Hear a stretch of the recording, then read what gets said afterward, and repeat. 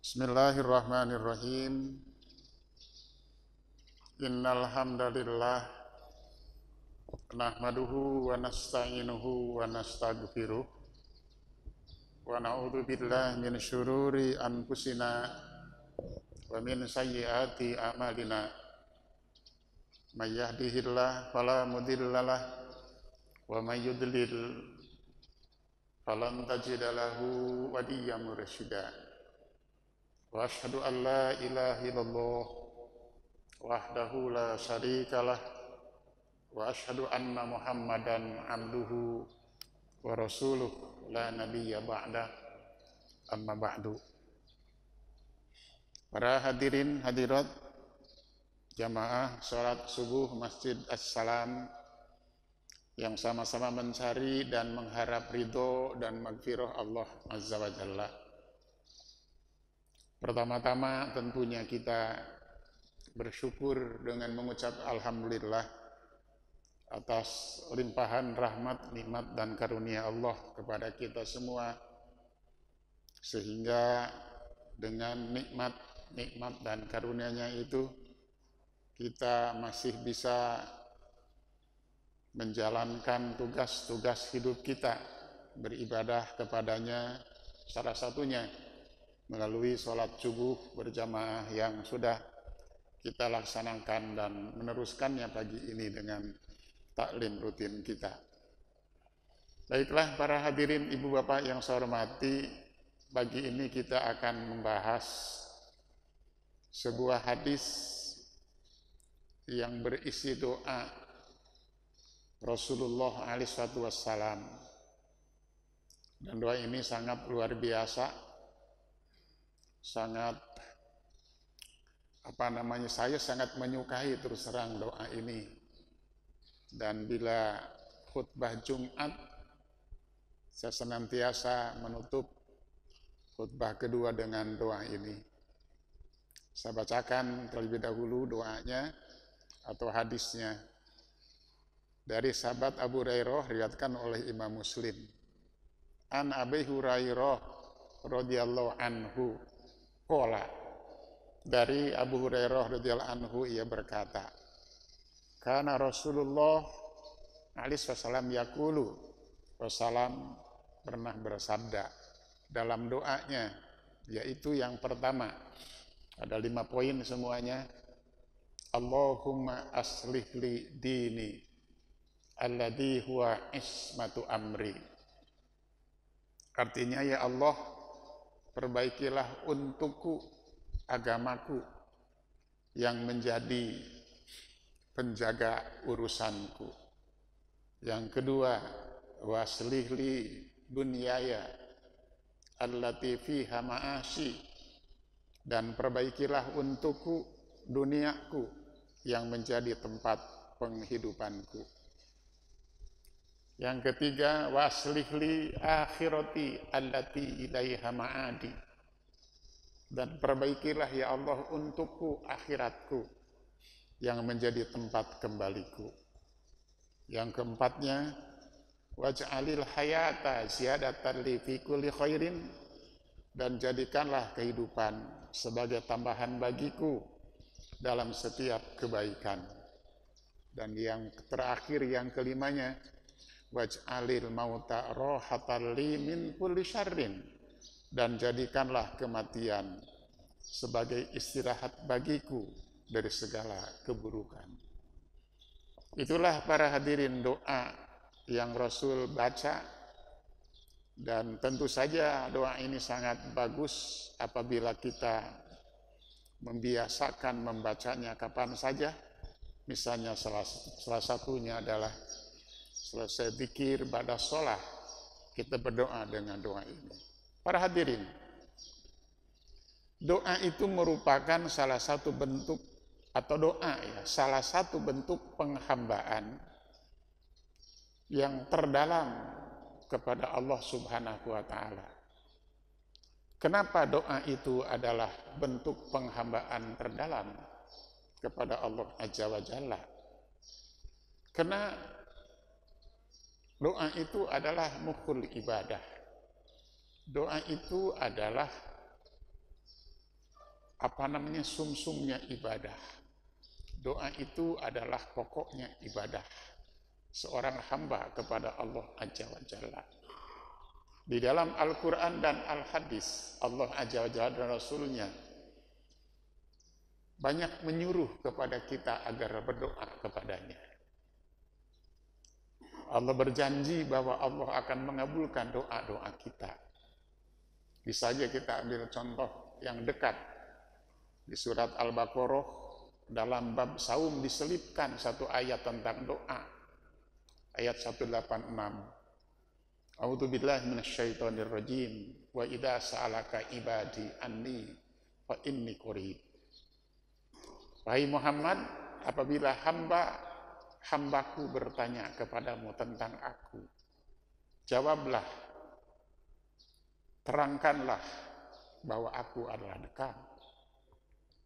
Ujibu da'watad da'i idza da'an. Aku akan mengabulkan atau pasti mengabulkan doa orang yang berdoa kepadaku. Itu janji Allah Subhanahu wa taala. Lalu di surat 40 ayat 60 Allah juga menegaskan, Ud'uni astajib lakum.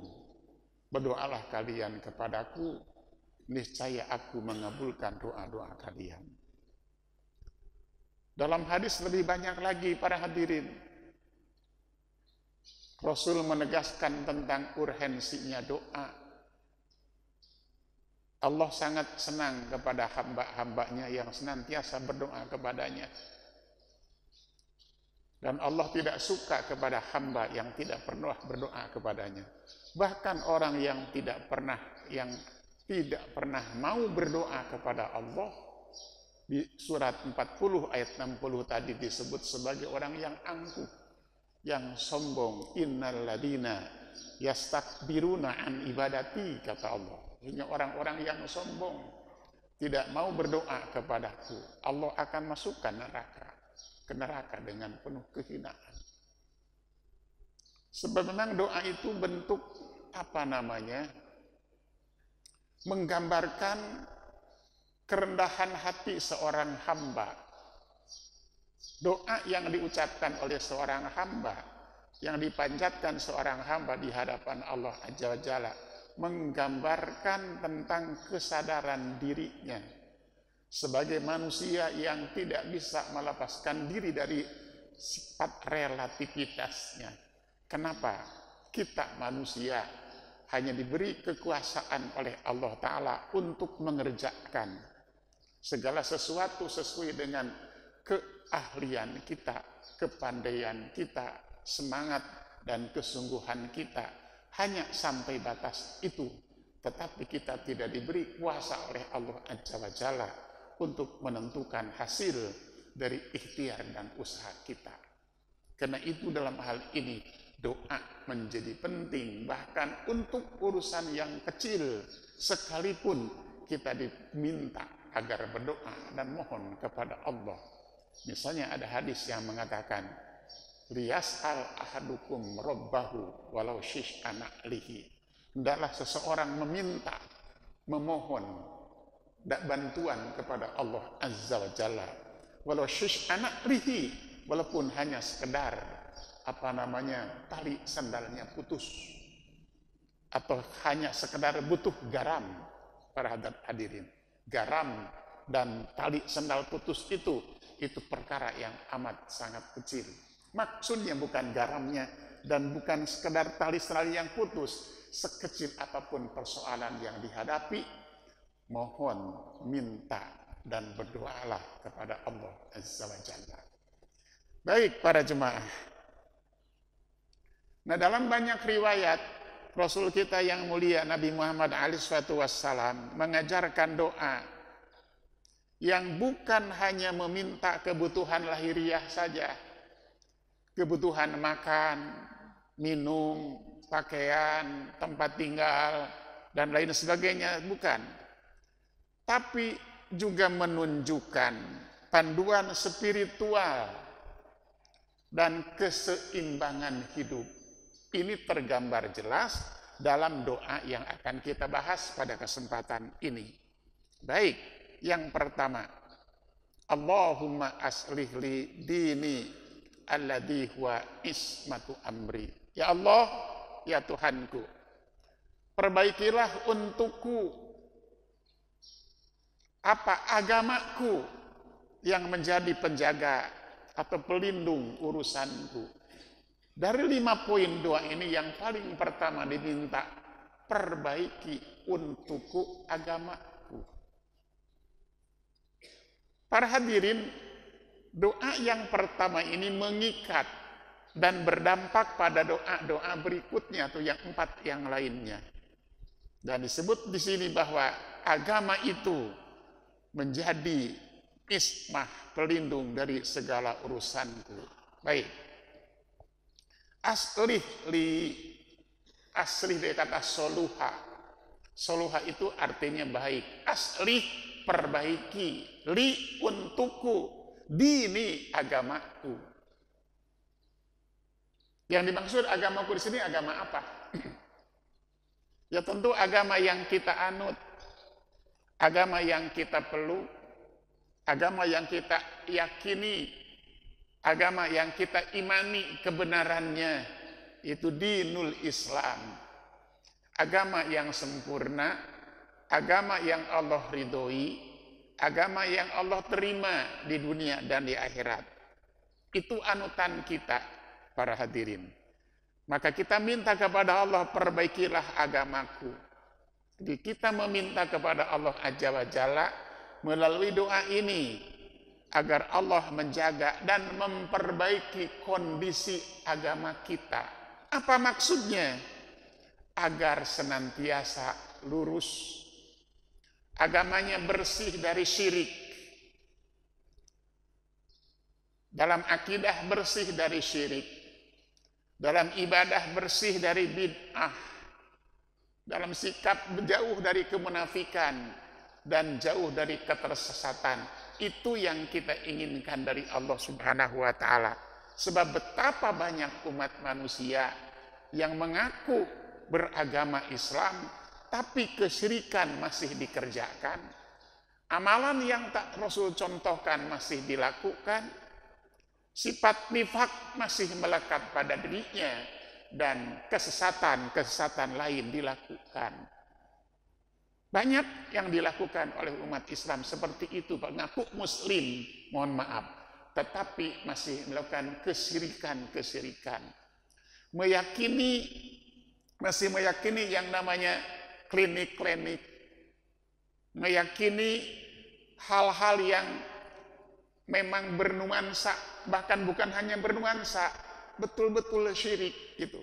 Misalnya kita ambil contoh terkait dengan adat istiadat, kebudayaan dan tradisi nenek moyang yang kemudian dilestarikan dengan mengatakan ini adalah warisan nenek moyang, adat istiadat dan budaya yang harus kita lestarikan dan kita jaga, kita pelihara. Jangan dibenturkan dengan agama. Budaya di satu sisi, agama di sisi lain. Misalnya seperti apa itu namanya, sedekah laut, ya, potong kerbau, kepalanya dibuang ke laut, dipersembahkan untuk penjaga dan penguasa laut tersebut. Itu kan kesyirikan. Tapi dalihnya ini kan kearifan lokal, warisan nenek moyang yang harus dijaga dan dipelihara. Nah, kita minta kepada Allah Azza wa Jalla agar Allah memperbaiki agama kita, lurus dalam akidah, sekali lagi tidak dicampuri dengan kesyirikan, tahayul, khurafat dan hal-hal yang lainnya yang memang dilarang di dalam akidah. Bersih di dalam ibadah, semuanya mengacu kepada contoh tuntunan Rasulullah SAW. Itu yang kita minta, para hadirin. Itu aslih li dini alladzi huwa ismatu amri, yang mana agama menjadi ismah, menjadi penjaga urusanku. Ismah, kita sering mendengar istilah maksum. Rasul itu hamba yang maksum, terjaga, terpelihara dari dosa dan kesalahan. Nah, kita minta agar agama kita menjadi ismah bagi kita, menjadi penjaga, pemelihara, pendimbing yang menjauhkan kita dari segala perbuatan-perbuatan yang buruk. Para hadirin, agama ini adalah landasan utama dan pagar pelindung dari apa? Dari kehancuran hidup. Karena itu, semua urusan kita sebagai muslim harus berporos pada agama. Saya ulangi, semua urusan kita sebagai muslim harus berporos pada agama. Semuanya, makan, minum, berpakaian, berumah tangga, belajar, ngurus lingkungan, ngurus bangsa, ngurus semuanya harus berporos pada agama. Para jemaah, kenapa? Sebila agamanya rusak, rusaklah seluruh hidupnya, baik di dunia ataupun di akhirat. Itu pasti. Makanya sekali lagi, untuk memperbaiki setiap diri kita, memperbaiki rumah tangga kita, memperbaiki anak kita, keluarga kita, lingkungan kita, masyarakat kita, bangsa dan negara kita, itu harus pakai agama.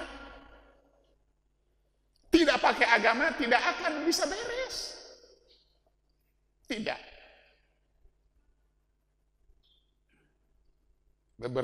Beberapa waktu yang lalu kita pernah mendengar ada seorang pemimpin di negeri ini yang mengatakan ingin melakukan apa yang disebut dengan revolusi mental. Apa hasilnya? Kalau tidak pakai agama, bohong. Tanpa agama, nonsen.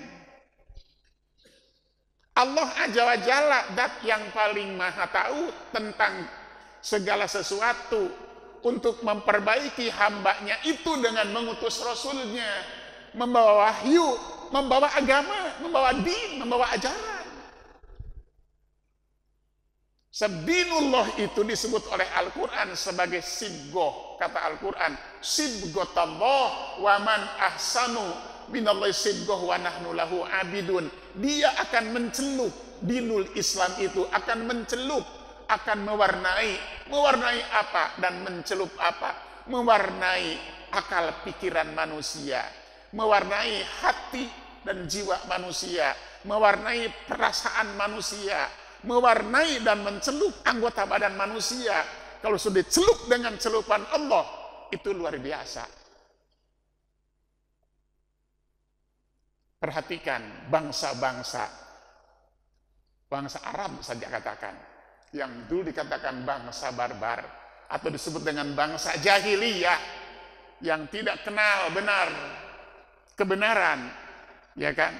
Datang Rasulullah kepada mereka, membawa dinul Islam, diperbaikinya dengan dinul Islam. Jadilah bangsa yang beradab, jadilah bangsa yang mulia, jadilah bangsa yang luar biasa. Contohnya, Umar itu seorang yang berangasan istilahnya, tapi dengan Islam menjadi hamba, menjadi seorang yang santun luar biasa. Jadi semuanya harus pakai Islam dan berporos kepada Islam. Nah, jadi kalau kita singkatkan makna keseluruhan dari doa Allahumma aslih li dini, ya Allah perbaikilah agamaku. Karena agamaku adalah tameng pelindung dari kerusakan dalam segala urusan kehidupanku. Jadi agama yang paling pertama ya para jemaah. Nah, urgensi memperbaiki agama ini harus lebih dahulu para jemaah. Kenapa? Karena agama adalah fondasi keselamatan dunia dan akhirat. Saya akan kutipkan apa yang disampaikan oleh Ibnu Qayyim al-Jauziyah para jemaah dalam Al-Fawaid ya di halaman 176. Begini kata beliau, Fasolahuddin asasu kulli solahin, kata beliau. Perbaikan agama adalah dasar dari segala perbaikan. Iya, ya sudah saya bilang tadi. Di memperbaiki akidah umat, ibadah umat, akhlak umat, pola pikir, pola tindak, pola sikap umat harus pakai agama. Kalau manusia kan gitu, ya. Wa fasaduhu sababu kulli balain, kata beliau. Dan rusaknya agama adalah sebab seluruh bencana. Seluruh bencana yang terjadi para jemaah karena agamanya rusak.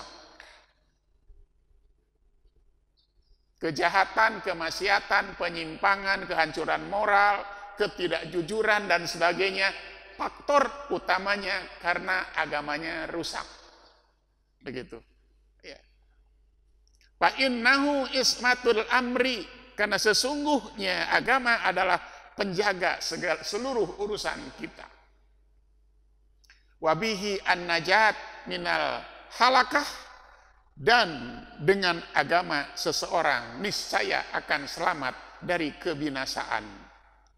Paman fukida solahu dinihi faqad khasira usranam mubina, dan barang siapa kehilangan perbaikan agamanya, sungguh ia mengalami kerugian yang nyata. Luar biasa yang disampaikan oleh Ibnu Qayyim al-Jauziyah ini para jemaah. Jadi kalau kita lihat apa yang Ibnu Qayyim katakan itu, din, agama adalah ismah. Dia adalah pelindung. Karena ia menjaga hamba dari apa? Dari syirik dalam bab akidah. Dan kita tahu syirik itu dosa besar. Sebesar-besar dosa besar. Mencegah apalagi? Mencegah hamba dari maksiat, dosa dan kesalahan.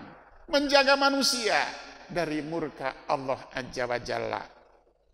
Maka ini adalah doa atau permohonan agar kita terjauh dari segala penyimpangan iman, terjauh dari segala penyimpangan akidah, dan terjauh dari segala amal perbuatan yang buruk, dan kita mohon agar Allah memperbaiki itu. Dalam ungkapannya tadi para hadirin, dan dalam Zadul Ma'ad itu Ibnu Qayyim mengatakan bahwa, kata beliau, musibah terbesar dalam hidup manusia adalah kerusakan agama yang disebut musibatuddin. Ibnu Umar pernah menyatakan musibatuddin itu. Apa musibatuddin itu? Para jemaah, kalau ada kejadian tsunami misalnya kayak di Aceh dulu 30 tahun yang lalu, kemudian gempa bumi, gunung meletus, banjir bandang, dan bencana-bencana lainnya yang besar dan dahsyat yang mengakibatkan rusaknya alam, hilangnya nyawa dan harta benda, itu tidak seberapa dibandingkan dengan musibah agama. Seperti apa musibah agama? Ketika seorang suami tidak bertanggung jawab kepada anak istrinya, tidak mendidik mereka, itu musibah agama. Ketika istri sudah tidak taat pada suaminya, itu musibah agama. Ketika orang-orang meninggalkan kewajiban agama, itu musibah agama. Ketika masjid-masjid kosong, tidak dikunjungi oleh orang-orang muslim untuk sholat berjamaah, itu musibah agama.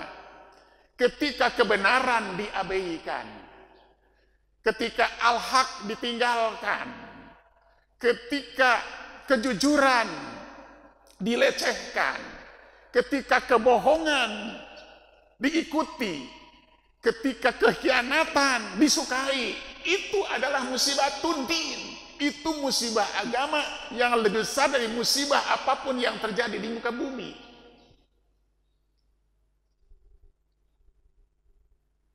Makanya minta kepada Allah Azza wa Jalla agar Allah perbaiki agama kita. Minimal begini para jemaah, menunda-nunda waktu sholat.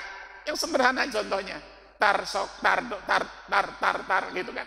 Itu bukan musibah agama. Contohnya terlalu banyak para jemaah kalau kita ungkapkan. Intinya sekali lagi bahwa musibah yang paling besar yang dialami oleh umat dan bangsa ini ketika agama hanya dijadikan sebagai aksesoris belaka. Ketika agama hanya hadir pada saat kematian saja. Ketika agama hanya hadir saat perkawinan saja. Ketika agama hanya hadir pada saat upacara-upacara tertentu saja. Ketika agama hanya hadir pada saat pindah rumah baru saja. Yang lainnya agama tidak hadir. Itu adalah musibatuddin. Coba perhatikan para jemaah, orang-orang ketika datang ke kuburan atau ada orang meninggal yang tidak pakai kudungan juga pakai kudungan, ditaruh di sini. Hadirnya di situ doang. Ya kan? Itu contoh sederhana saja para jemaah.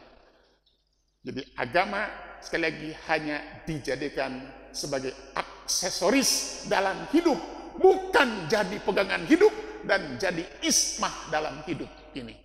Itu. Baik, itu yang pertama para jemaah ya.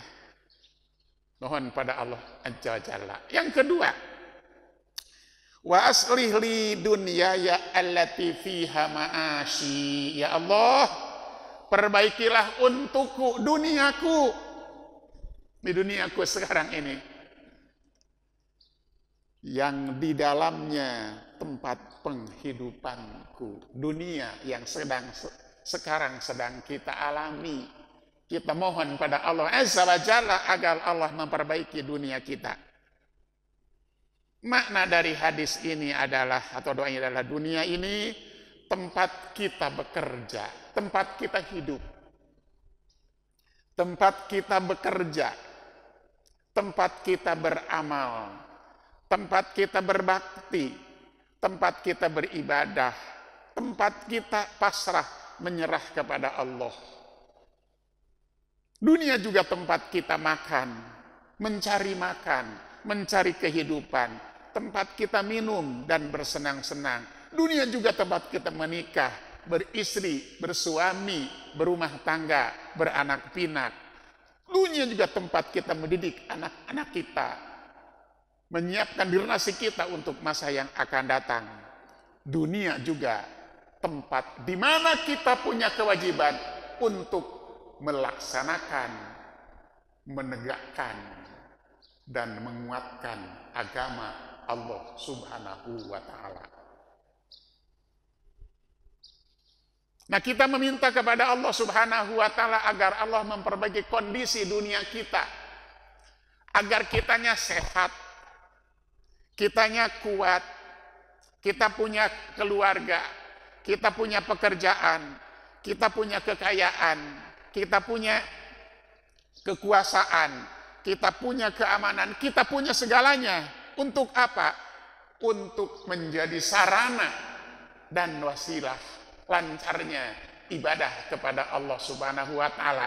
Sebab semua yang kita miliki di dunia memang harus diarahkan untuk itu.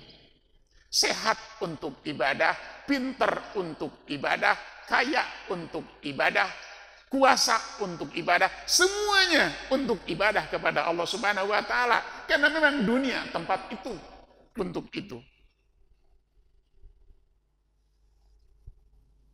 Nah, dunia yang rusak bisa mengganggu praktek agama dan akhirat kita. Dunia yang tidak aman ya membuat ibadah pun tidak tentram. Badan yang sakit, ibadah pun tidak sempurna. Kekurangan harta, ibadah pun bisa kurang. Kan gitu. Bahkan banyak orang yang hanya karena untuk sesuap nasi, istilahnya, hanya untuk sepiring nasi, gara-gara untuk itu lupa sholat. Keburu mengerjakan sholat, karena sibuk mencari kehidupan. Ada juga orang yang karena banyak harta, sibuk ngurus harta, sehingga tidak sempat ibadat kepada Allah Subhanahu wa Ta'ala. Nah, yang kita minta kepada Allah bukan yang itu.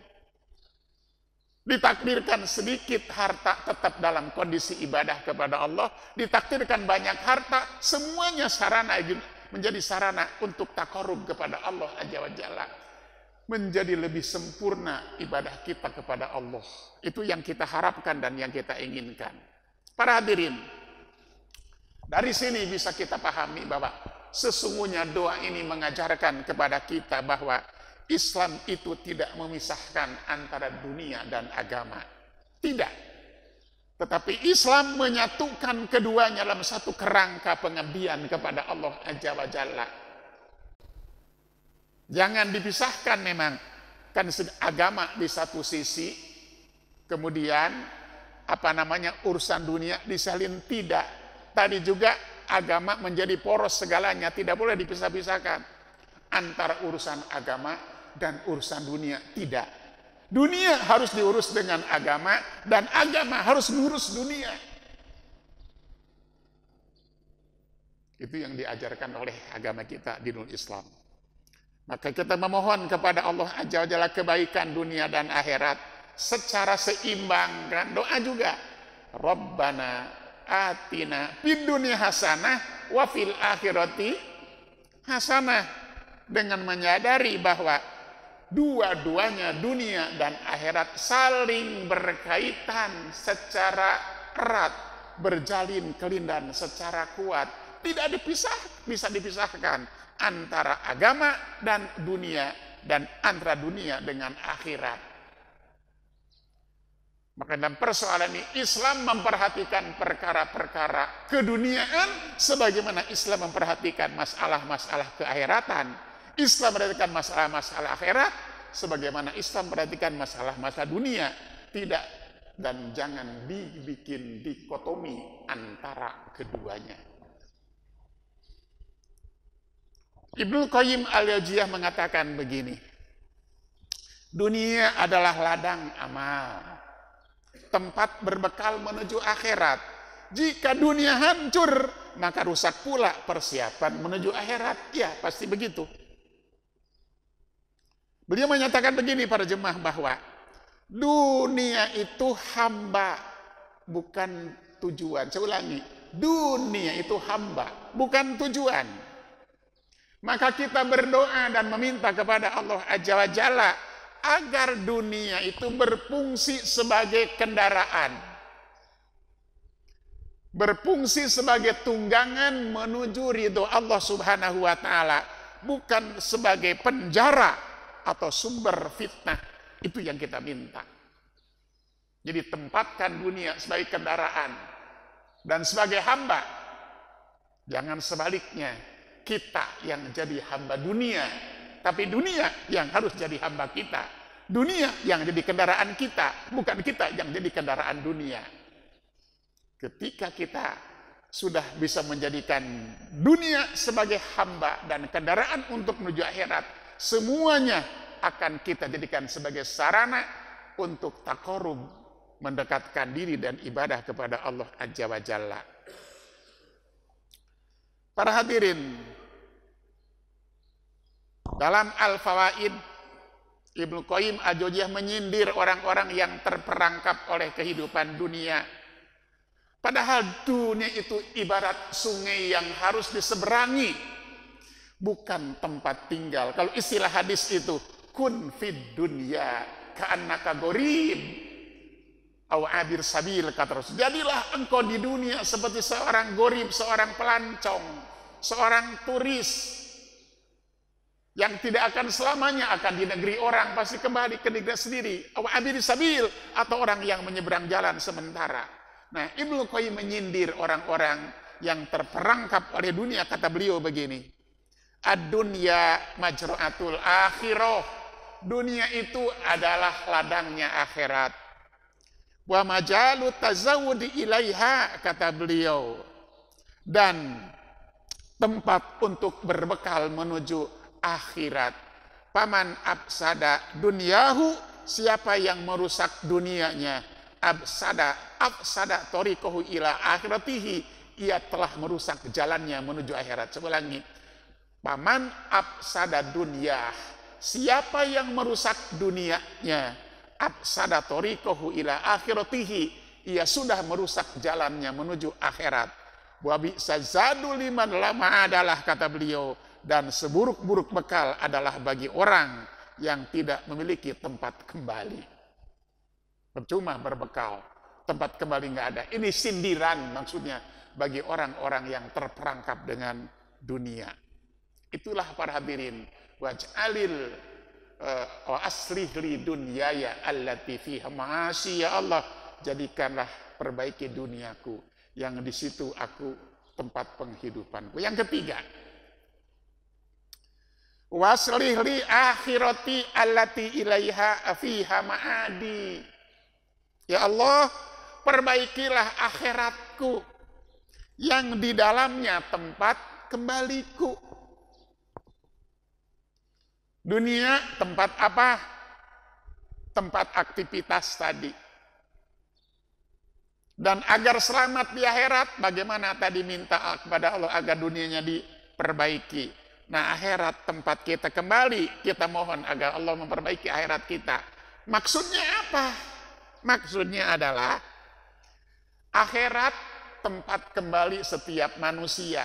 Seluruh manusia kembali ke akhirat. Orang yang tidak percaya akan kehidupan akhirat, orang yang tidak percaya akan kehidupan setelah mati, pasti akan kembali. Orang yang tidak percaya akan Tuhan dan tidak bertuhan akan kembali kepada Allah. Segala yang kita kerjakan di dunia akan kembali dihisab di sana, diperhitungkan dan ditimbang oleh Allah Azza wa Jalla. Makanya kita mohon kepada Allah supaya apa? Supaya memperbaiki kondisi akhirat kita. Nah, memperbaiki kondisi akhirat itu diawali dari mana? Coba kita perhatikan. Memperbaiki kondisi akhirat kita diawali dari dunia. Ketika kita meninggalkan dunia, saya ulangi, ketika kita meninggalkan dunia, maka meninggalkan dunia harus dalam kondisi apa? Kondisi husnul khotimah. Makanya Nabi Yusuf berdoa dalam Al-Quran, tawaffani musliman, ya Allah, matikan aku, wafatkan aku dalam keadaan sebagai muslim. Itu awal meninggalkan dunia dalam kondisi husnul khotimah.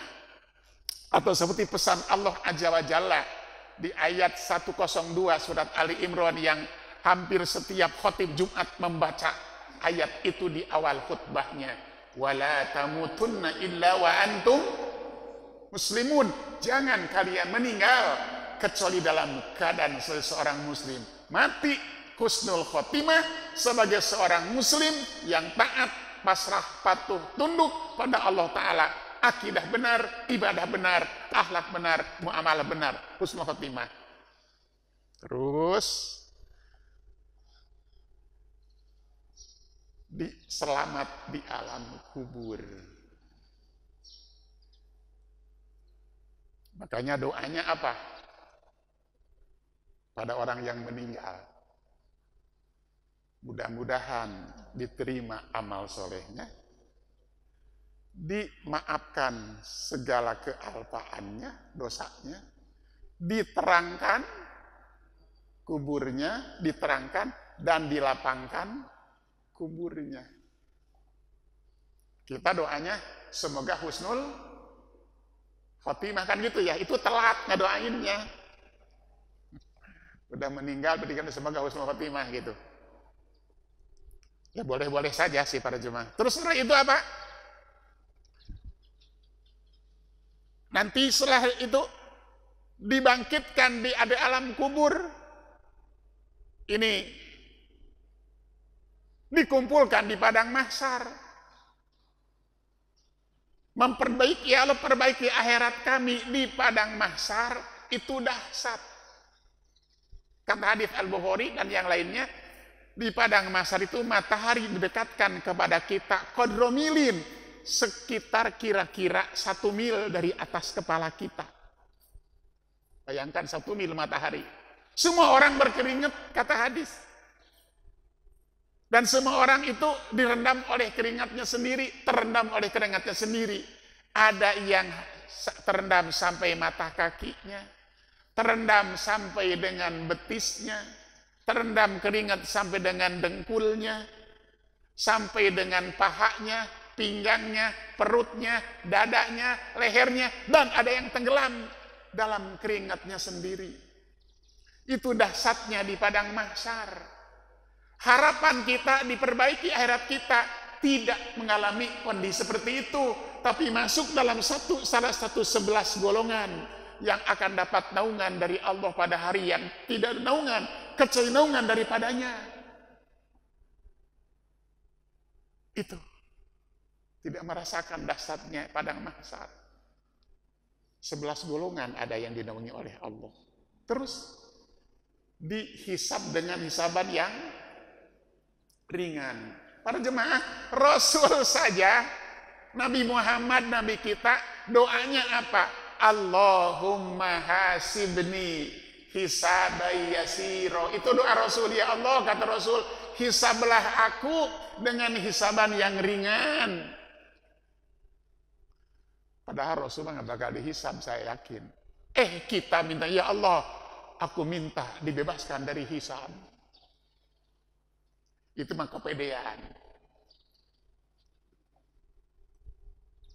Kalau hisabnya ringan, kan ada 2 hisab. Ada hisab yasiro, ada munakosah. Terus kita minta kepada Allah agar diperbaiki akhirat kita. Setelah dihisab amal kita, ditimbang. Mudah-mudahan amal kita lebih berat timbangannya dari amal salah kita. Kan gitu. Itu perbaikan akhirat. Dan caranya sekarang di dunia. Aisyah radhiyallahu anha berpesan, matilah kalian dan datanglah menghadap Allah Ta'ala dengan membawa sedikit dosa. Gitu. Kok pesannya gitu sih? Tidak begini, datanglah kalian menghadap Allah dengan bersih. Susah kalau setingkatan kita mah. Kalau datang menghadap Allah dengan sedikit dosa, niscaya timbangan amal kita lebih berat daripada dosa. Setelah itu apa? Kita bisa meminum air haud Rasulullah, air telaga Rasulullah nanti. Setelah itu apa? Kita bisa selamat menyeberang jembatan di antara 2 tepi neraka jahanam. Kan gitu. Yang kata hadis, menyeberangnya itu ada yang secepat kilat, ada yang secepat angin bertiup, ada yang secepat burung terbang, atau ada yang secepat rudal Iran ke si istri Israel, gitu. Atau ada yang nyesot-nyesot, dan jangan sampai kita terpelanting masuk neraka. Itu yang kita minta. Allahumma aslihli wa aslihli akhirati allati fiha ma'adi. Allah, perbaiki akhiratku yang padanya di dalamnya tempat aku kembali untuk selama-lamanya tinggal di sana. Para jemaah, ini adalah puncak harapan setiap orang beriman, puncak keinginan seorang mukmin, ingin agar selamat di hari kiamat nanti sesuai dengan doa yang senantiasa dipanjatkan kepada Allah Azza wa Jalla. Rabbana atina fid dunya hasanah wa fil akhirati hasanah wa qina adzabannar. Saya kutipkan lagi yang disampaikan oleh Ibnul Qayyim al-Jauziyah. Pentingnya kita memelihara orientasi hidup kita, yaitu akhirat menjadi goyatul ahdab, menjadi tujuan utama kita dalam seluruh perbuatan yang kita lakukan. Kata beliau, orang yang cerdas adalah orang yang menyiapkan diri untuk kehidupan setelah mati. Kenapa? Sebab tempat kembali sejati bukan rumah atau kampung dunia. Tempat kembali yang sejati adalah hari akhirat. Jadi para jemaah, penekanannya adalah agar Allah memperbaiki nasib akhirat kita. Di samping yang disebutkan tadi dari mulai husnul khotimah sampai masuk surga, ada satu hal penting lagi bagi kita. Apa? Ampunan Allah. Ampunan Allah. Makanya Allah mengajarkan kepada kita semua banyak-banyak beristighfar. Ampunan Allah, penerimaan amal baik, termasuk di dalamnya adanya syafaat. Saya sampaikan apa kata, dan terhindar dari api neraka. Wa qina adzabannar. Dalam Al-Wahid As-Sayyid, para hadirin, ada ungkapan begini, al-akhiratu darul qaror. Akhirat itu adalah tempat tinggal yang abadi. Wa mahalul jaza, dan tempat dilaksanakannya al-jaza, pembalasan terhadap segala perbuatan. Wa a'damu ma yas'alu islahuha bi husnil khitam. Hal terbesar yang dimohon adalah perbaikannya, gitu. Dengan apa? Dengan husnul khotimah. Wasuhulatul hisab, dan mudahnya hisab yang mudah, hisab yang ringan. Wan najat minan nar, selamat dari api neraka. Wal fawz bil jannah, dan mendapatkan kemenangan dengan surga. Itu yang kita inginkan. Selanjutnya Ibnu Qayyim mengatakan begini, kata beliau, al-aqilu man nadoro fil awaqib. Orang yang cerdas itu, orang yang berakal itu adalah orang yang memperhatikan dan memikirkan akibat akhir. Saya ulangi, orang yang cerdas, orang yang berakal itu yang selalu memikirkan akibat akhir. Apa ujungnya itu? Apa endingnya? Itu para jemaah. Kemudian watahayya alirrohil, mempersiapkan bekal yang cukup untuk pergi ke sana, ke akhirat. Wa amala liqa'illah, beramal sebanyak mungkin untuk bertemu dengan Allah Azza wa Jalla. Fahasaba nafsah, lalu ia menghisab, mengintrospeksi dirinya. Wa sabaru ala ma yuqarribuhu min rabbih, dan ia bersabar dengan apapun yang dapat mendekatkan dirinya kepada Allah Azza wa Jalla. Untuk ibadah itu perlu sabar. Salat itu perlu sabar, kata Al-Qur'an. Wa mur ahlaka bis salat wastabir alaiha, bersabar. Untuk ngaji juga harus sabar, baca Quran juga harus sabar, salat harus sabar, puasa sabar, seluruh amalan memang harus sabar. Kenapa? Sulit kalau tidak sabar dilaksanakannya asal jadi. Ya kan? Asal jadi, asal selesai, soal kualitas nomor sekian, itu bahaya. Wa taraka ma yaqtau anhu, dan meninggalkan hal-hal yang menjauhkan dari Allah Azza wa Jalla. Fahadha huwal kayyus indallah, kata beliau, inilah orang yang cerdas menurut Allah Azza wa Jalla. Lalu beliau mengutip sabda Rasul dalam hadis At-Tirmidzi, Ibnu Majah dan Ahmad dari sahabat Ibnu Umar radhiyallahu anhu yang berbunyi, al-kayyis man dana nafsahu wa amila lima ba'dal maut. Orang yang cerdas adalah orang yang mampu mengendalikan hawa nafsunya dan beramal sekuat tenaga untuk bekal setelah kematiannya. Wal aziz man atbahawahu, nafsu hawa, orang yang dungu, orang yang bodoh, orang yang lemah adalah orang yang mengikuti keinginan hawa nafsunya. Watamanna alallahi, dan berangan-angan kepada Allah tanpa amal soleh. Nah, itulah para hadirin. Yang ketiga, memperbaiki akhirat. Yang keempatnya, waj'alil hayat ziyadatan li fitil khairin. Ya Allah, jadikanlah kehidupanku sebagai tambahan bagiku dalam setiap kebaikan. Ya Allah, jadikan kehidupanku sebagai tambahan bagiku dalam setiap kebaikan. Apa sih maksudnya? Maksudnya adalah memohon agar sisa umur di dunia ini dipenuhi dengan amal soleh. Bukan sekedar umur panjang tanpa makna, bukan.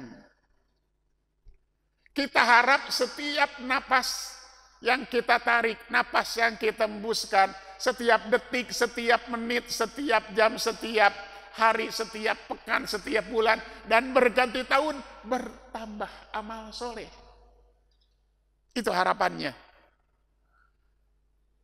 Jadi doa ini mencerminkan sikap positif kita, ibu bapak.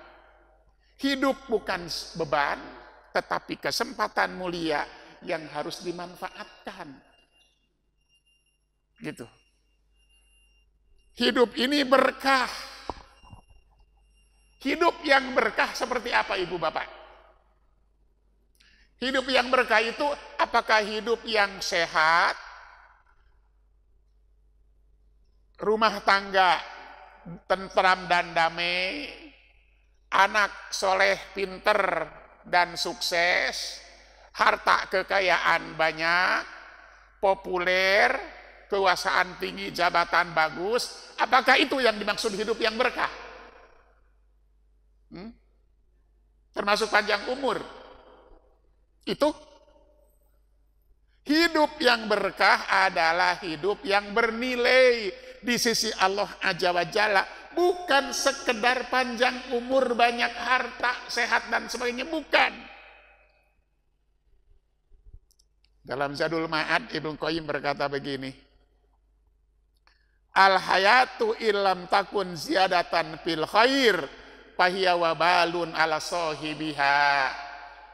Kehidupan bila tidak menjadi tambahan dalam kebaikan, maka ia adalah bencana bagi pemiliknya. Saya ulangi, kehidupan bila tidak menjadi tambahan dalam kebaikan, ia adalah bencana bagi pemiliknya. Fa khairun nas man tala umru wa sunamalu, sebaik-baik orang yang panjang umurnya dan bagus amalnya. Saya kira ini disyarikan dari hadis Rasul yang mengatakan khairun nas man tala umruhu wa hasuna amalu wa syarrun nas man tala umruhu wa sa'amaluhu. Sebaik-baik manusia adalah orang yang panjang umurnya dan bagus amalnya, dan seburuk-buruk manusia yang panjang umurnya tapi jelek amalnya. Panjang umur tambah waktu, bukan tambah amal soleh, malah tambah dosa dan maksiat, tambah siksa lebih berat dan tambah menyesal di hari akhirat. Alhamdulillah. Yang terakhir, yang penutup, waj'alil mauta rohatan li min kulli syarrin. Ya Allah, jadikanlah kematianku sebagai istirahat bagiku dari segala keburukan. Kan kita akan mati ya? Iya, yakin kita akan mati. Makna dari doa ini adalah satu. Doa agar kematian menjadi istirahat dari fitnah dunia, selesai dari berbuat dosa, selesai dari kesulitan hidup, selesai dari penyakit, selesai dari saya bentuk keburukan. Udah selesailah kalau sudah mati mah. Paling sederhana saya ambil contoh bagi ibu-ibu misalnya. Kalau sudah mati ibu sudah nggak mikir lagi besok mau masak apa, sore menunya apa, pusing bikin menu kata ibu ya kan. Iya, kalau udah mati udah semua selesai. Nah jadikanlah kematian itu selesai dari semua hiruk pikuk dan kesulitan termasuk dosa. Bukan berarti berharap mati secara mutlak, bukan para jemaah. Tapi berharap mati dalam keadaan baik, bebas dari fitnah, dan bertemu dengan Allah dalam keadaan tenang dan bahagia. Itu yang diinginkan. Dalam konteks ini, kematian bukan untuk ditakuti, tapi diharapkan. Bila kehidupan hanya membawa dosa dan ujian berat, udah mati saja. Bukan gitu, udah.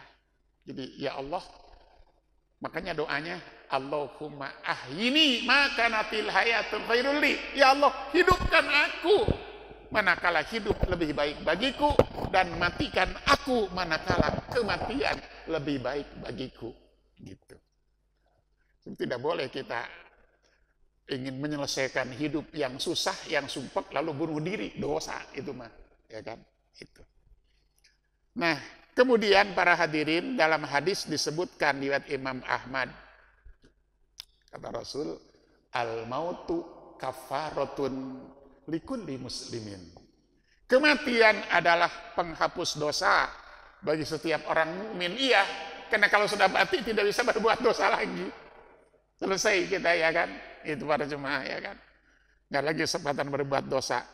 Ibnul Qayyim berkata, kita resapi ini, walaupun bukan hadis, tapi ini sangat menarik. Kata beliau, al-mautu rohatun lil mu'mini min ta'abid dunya wa syururiha. Kematian itu adalah istirahat seorang mukmin dari kelelahan dunia dan keburukannya. Kalau udah mati mah udahlah. Orang dolim tidak berbuat dolim lagi, orang jahat tidak bisa berbuat jahat lagi, orang dijelek-jelekin sudah selesai, udah mati mah ngapain lagi diomongin, kan gitu. Udah selesai. Pal mautun ini, pal mauti lil mu'mini hadiyatun wa rahmatun. Kematian bagi orang mukmin itu adalah hadiah dan rahmat. Kematian bagi orang mukmin hadiah dan rahmat. Tapi idza taqaddama liliko irabbihi bi ta'atin wa imanin, manakala ia menghadap Allah Azza wa Jalla dalam keadaan iman dan taat, maka kematian adalah hadiah dan rahmat. Tapi sebaliknya, jika menghadap Allah dalam keadaan penuh dosa dan maksiat, itu bukan hadiah, tapi musibah bagi dia.